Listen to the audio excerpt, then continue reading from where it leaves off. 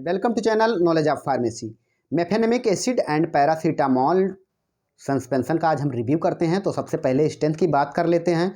तो इसकी दो स्ट्रेंथ मार्केट में आपको मिल जाएगी। पहली की बात करते हैं जिसमें पैरासीटामोल 125 mg और मेफेनिक एसिड 50 mg।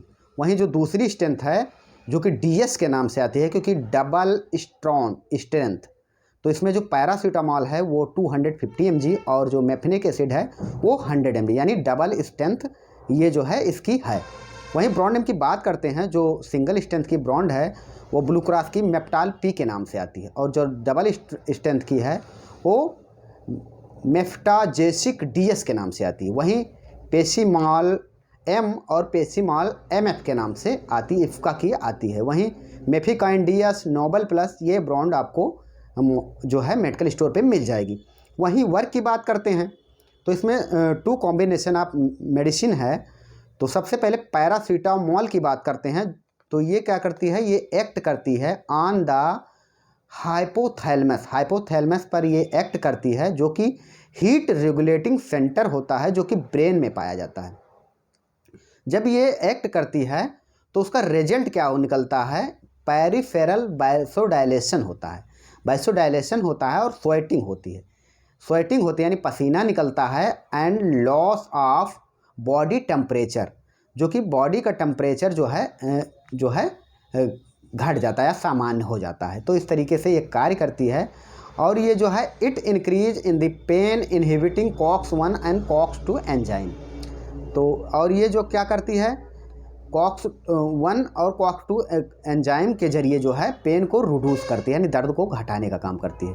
वहीं मेफेनेमिक एसिड जो है ये एक्ट करती है inhibiting COX-1 and COX-2 enzyme, जो कि इन्वॉल्व होता है प्रोस्टाग्लैंडिन के सिंथेसिस के लिए निर्माण के लिए रिस्पॉन्सिबल होता है। तो उसी को जो है ये जो है क्या करती है, उसके सिंथेसिस को इनहिबिट करती है, तो जो कि रिस्पॉन्सिबल है सूजन के लिए और जो है इन्फ्लामेशन और पेन के लिए। तो इस तरीके से ये दोनों मिलकर काम करते हैं। वहीं अब देखते हैं डॉक्टर इसको कहाँ पे प्रयोग में लेते हैं। तो फीवर में लेते हैं, क्योंकि ये जो है अगर जो है पैरासीटामोल के सिंगल कॉम्बिनेशन से अगर फीवर जो रिड्यूस नहीं हो रहा है तो डॉक्टर इसको प्रिस्क्राइब कर देते हैं बच्चों को। वहीं जो है redness and swelling cause due to swelling in the body, अगर बॉडी में रेडनेस है यानी रेडनेस यानी लालिमा रेसेस हैं या जो है स्वेलिंग है तो उसको जो है ये डॉक्टर प्रिस्क्राइब कर देते हैं। Pain and discomfort cause due to arthritis, अगर दर्द है या डिस्कम्फर्ट फील हो रहा है, आर्थराइटिस है, तो भी डॉक्टर प्रिस्क्राइब कर देते हैं। मस्कुलर डिसऑर्डर एंड रोमेटाइड जो है डिसऑर्डर, ये अगर मस्कुलर कोई डिसऑर्डर है जो है या रोमेटाइड डिसऑर्डर है तो भी डॉक्टर इसको देते हैं। हेडेक में यानी अगर सिर दर्द है तब भी दिया जाता है। टूथ एच यानी दांतों का दर्द हो तब भी प्रिस्क्राइब कर देते हैं। पोस्ट ऑपरेटिव पेन में भी प्रिस्क्राइब कर देते हैं। या हैवी एंड पेनफुल जो बच्चियां होती हैं 13 से 14 साल के, अगर उनको हैवी या पेनफुल जो है पीरियड जो आता है तब भी डॉक्टर इसको प्रिस्क्राइब करते हैं, क्योंकि ये जो है बच्चों को ही दिया जाता है। 14 साल से जो है जिनकी उम्र कम हो उन्हीं को दिया जाता है, यानी 14 साल तक।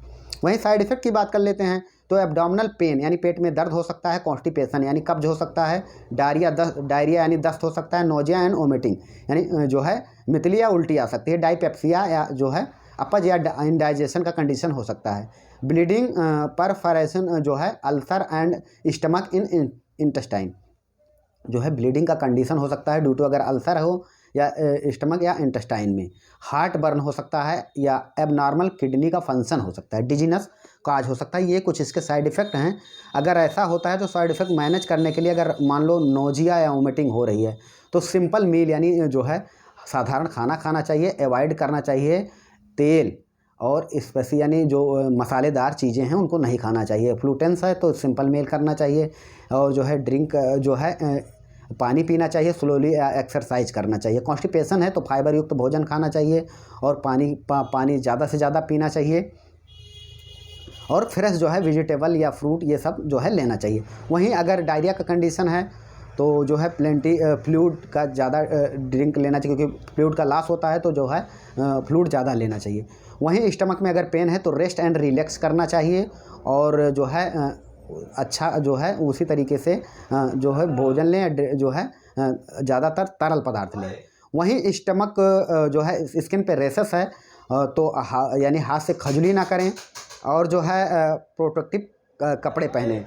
वहीं जो है प्रिकॉशन की बात कर लेते हैं तो किडनी, लीवर या एलर्जिक या किडनी या लीवर की डिजीज हो या इससे एलर्जिक हो, हीट हो या जो है तो ये जो है उनको नहीं देना चाहिए, नॉट रिकमेंडेड है। वहीं जो है अब हम बढ़ लेते हैं डोज की तरफ। तो बच्चों को इसको देना है यानी 6 मंथ से जो 12 या 14 साल तक बच्चों को देना है। और ये जो है अगर पीडियाट्रिक जो डॉक्टर पीडिया के हैं वो देते हैं तब भी इसको लेना है, अपने मन से बिल्कुल नहीं लेना है। एज, बॉडी वेट और पेशेंट का कंडीशन के अकॉर्डिंग वो डोज देते हैं।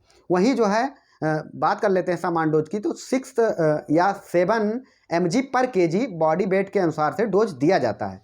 जैसे कि आप सामान्य तौर से अगर 6 से या 2 साल का जो बच्चा है तो उसको जो है अगर जो है जैसे सिंगल स्ट्रेंथ है जिसमें पैरासीटामॉल 125 mg और जो है मेफनिक एसिड 50 mg है, तो वो जो है 5 ml 6 महीने से 2 साल तक दिया जाता है। और डबल स्ट्रेंथ जो है जो कि जिसमें पैरासीटामॉल 250 mg और मेफनिक एसिड 100 mg है वो 2.5 ml यानी 2.5 ml दिया जाता है। वहीं जो 2 साल से 5 साल के बच्चे हैं तो जो है उनको जो है 10 ml ये सिंगल डोज और डबल डोज 5 ml दिया जाता है। Okay, thanks. आप चाहें तो स्क्रीनशॉट ले सकते हैं। हम फिर मिलते हैं नेक्स्ट वीडियो में।